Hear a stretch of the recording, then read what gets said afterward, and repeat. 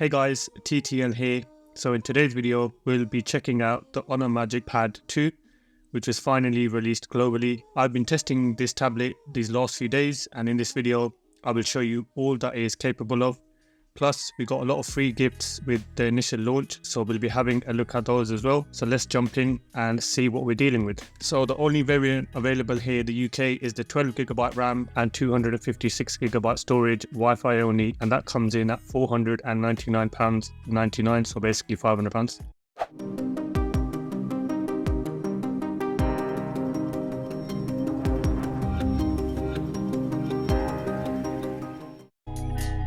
So let's see what we actually get in the box. So pop off the lid here. We've got the MagicPad 2 sitting on top. We'll check that out in a second. And then we have a USB-C cable, quick start guide and warranty card.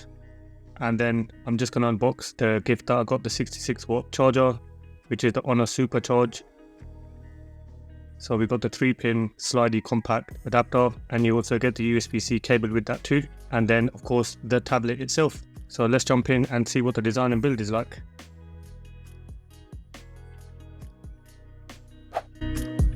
So up front we have the 12.3-inch AMOLED display with nice slim bezels all around.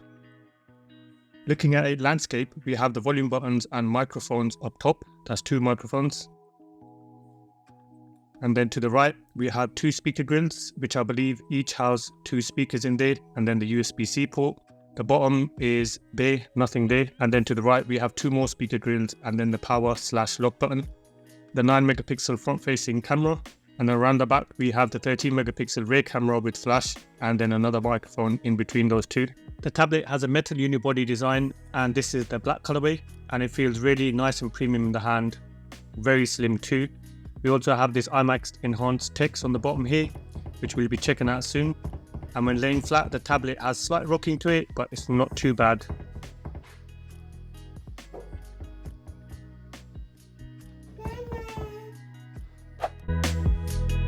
So the MagicPad 2 has a 12.3-inch AMOLED display, and that's running up to 144Hz.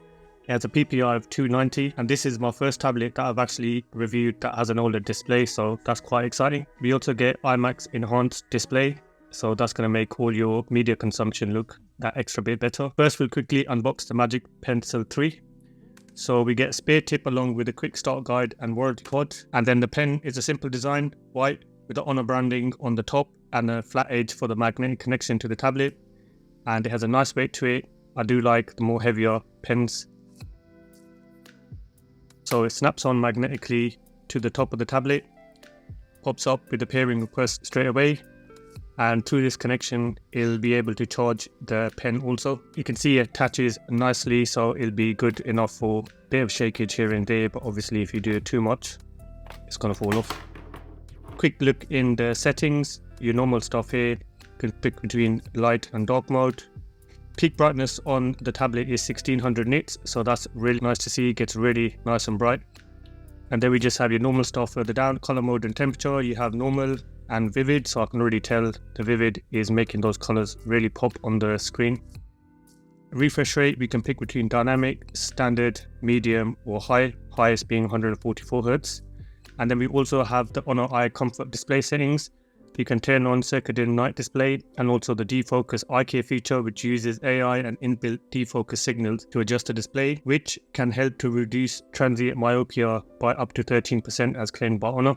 We also have Video Enhancer, which enhances the color and clarity of videos. For YouTube, we have 4K 60fps HDR support, and the videos run absolutely fine, no problem there whatsoever.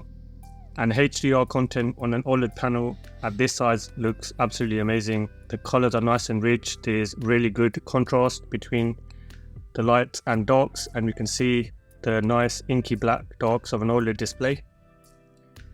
And it really is a joy to watch content with such a display. For me, it's easily the best display out of all the tablets that I've reviewed. So no matter what it is you're viewing on this tablet, it's all going to look really good. On Netflix, we get Wideband Level 1 support with full HD playback, and HDR is supported also. And as usual, my Rick and Morty example. Viewing angles are okay, typical behavior of an AMOLED panel, which has the additional TFT layer, so you're going to get some shifting of color temperature at certain angles. Outside, the screen does well in brighter lighting conditions. I mean, in direct sunlight, you're obviously going to get quite a bit of problem, but just generally outside, the screen was more than legible, so absolutely fine there because of the 1600 nits peak brightness. So we'll test out the Magic Pen 3. Quick look in the settings, and we have features such as double tap to switch, which allows you to switch between the current tool and eraser, and then you can also customize the floating menu as you please. I'm going to start off with some simple writing, and so far so good. Palm rejection is supported as I'm resting my hand on the screen here. And pressure sensitivity is supported also and works well as I press harder with this pencil and it draws the line darker. Latency is good with minimal lag, as we can see in this slowdown footage. And then filling out intricate forms is a breeze in this example of a PDF form, so you're going to have no problem filling out forms on this tablet.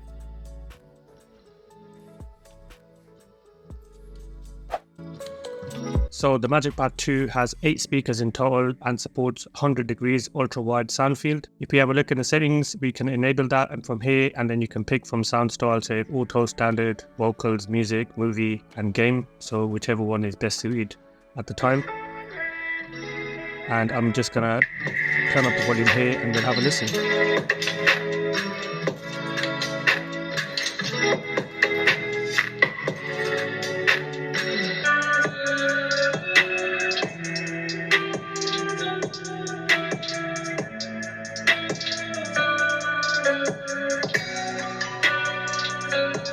As they were, but as soon as you load something that's a bit more processor heavy, for example Call of Duty Mobile here, so I'm just going to let that load, and then I'm going to come out of here.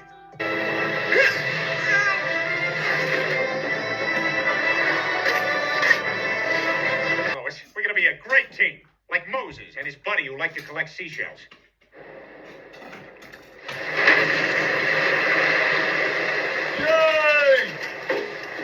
For me, the speakers were really good, really quite loud. They have good amount of depth to them, spatial audio. Not that I can pick up on it a lot, maybe a bit more in movies and stuff, which is where it's meant to work. But for media consumption, you're gonna have a really good time with these speakers, especially if you crank them up all the way to 100%. So under the hood of the HONOR MagicPad 2 is we're working with the Snapdragon 8S Gen 3 CPU, and that's paired along with the Adreno 735 GPU. We have 12GB RAM built in, which is extended by an additional 8GB with RAM Turbo by default. You get 250GB of storage. Obviously, that's not expandable. We're running on Android 14 with MagicOS 8.0. The problem with HONOR is that it's quite sketchy to get information on OS upgrades. I'm pretty sure the tablet will have regular security patches, but I couldn't find any information on OS upgrades. And looking at the track history, it's a bit of a hit and miss. Where device is going to get an OS upgrade, it's going to take quite a while for it to reach the devices, so that's something just to take into consideration. Cores 1813 for single core and 4124 for multi-core on Geekbench 6. On Antutu is scored 1,305,299, so quite a high score there. On 3D Mark Wildlife stress tests, it performed quite well with a frame rate ranging from 26 to 87. So we'll have a look at that properly when we do the gaming section. And then read and write speeds are respectable with our high numbers on here too, so you can check those out. Let's quickly check out the smart Bluetooth keyboard, which was another free gift with this purchase. Pop this out, has a nice leather look to it and feel, and there's some instructions on the inside on how to pair. Just a matter of popping the tablet in and we get that pairing connection straight away. From my initial impressions, this looks and seems like a really nice keyboard. It has a smart cover feature, so locks the tablet when you close the case and wakes the screen when you open it. And the keys are nice and tactile with good travel, and they are satisfying to type on. So I was plenty happy with typing away on here. And we'll just check out what this setup is capable of. So I've connected my cheap Bluetooth mouse here. Just gonna browse through the Verge. Seems to be handling fine. Pop into CapCut. I've got notes open up here. Some 4K footage that I've recorded on the tablet. No problem scrubbing through the footage.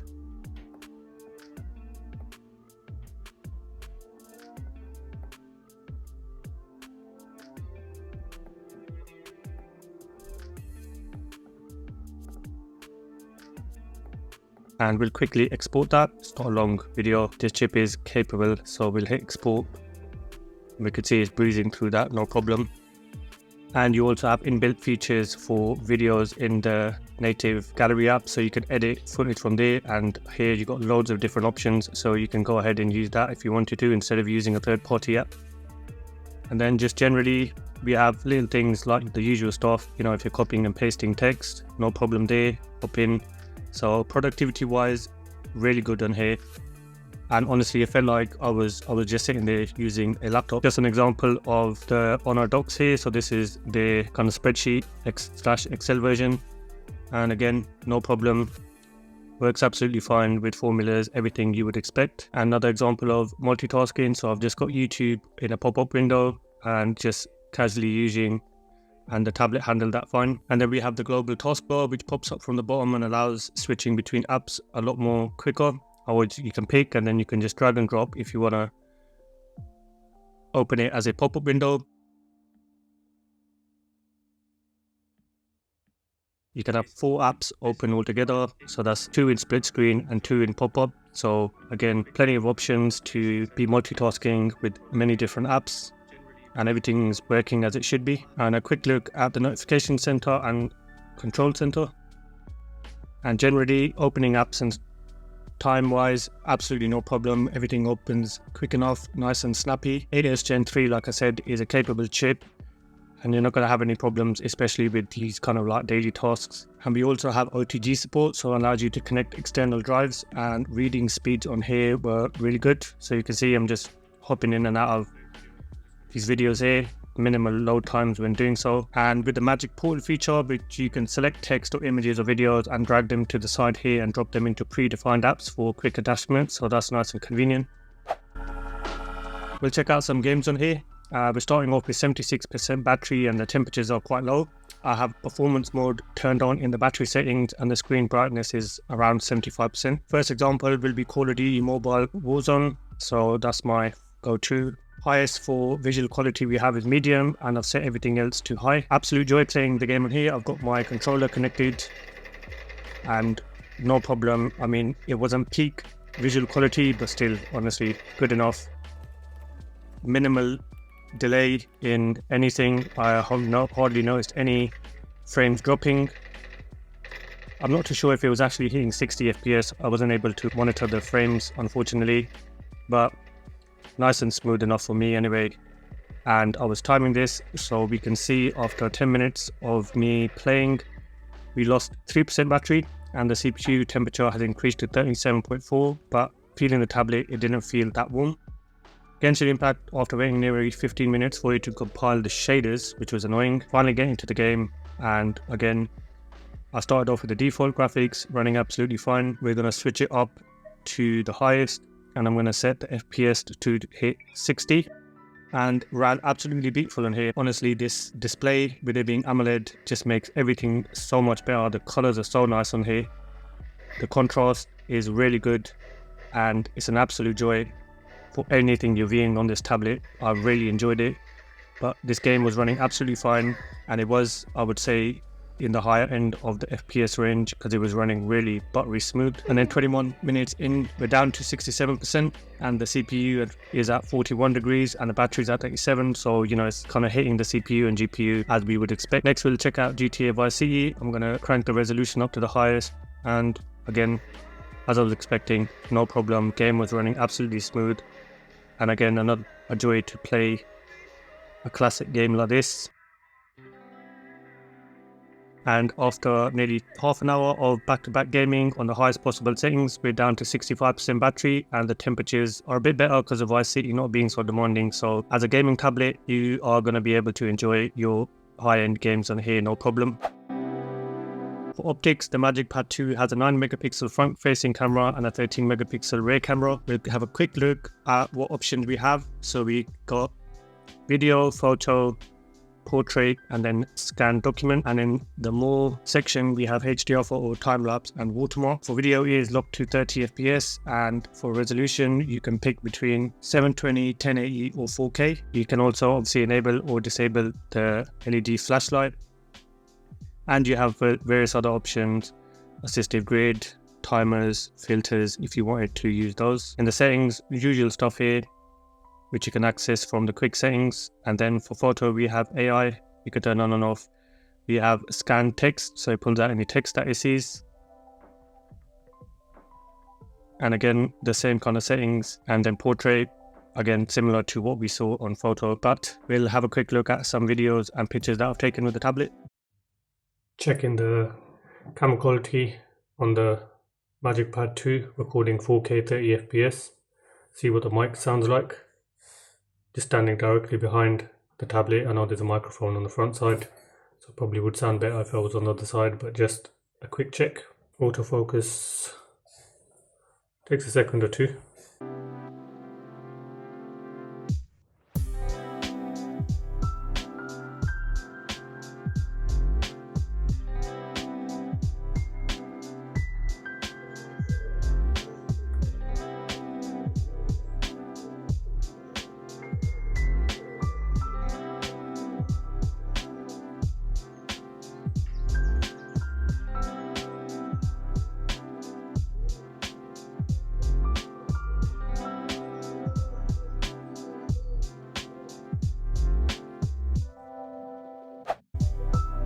Keeping all the lights on, the MagicPad 2 is the 10,050 milliamp hour battery, so quite a large battery that supports up to 66 watt charging, which on my testing took roughly 1 hour and 20 minutes to charge it from completely flat 0% to 100, so that's reasonable and quite good. Battery, usual stuff here, you can pick from different modes: performance mode, power saving mode, or ultra power saving mode.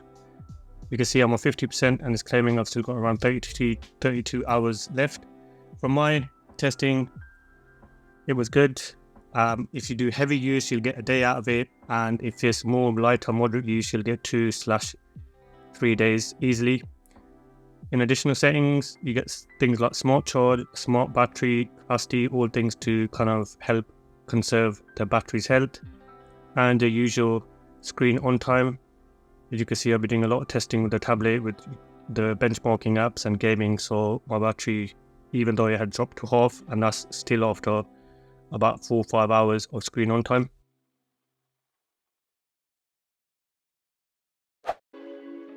So in conclusion, I really enjoyed this tablet. For a lot of people, the price of this is going to be well worth it, especially with all those additional free gifts, which can add up to a few £100 easily.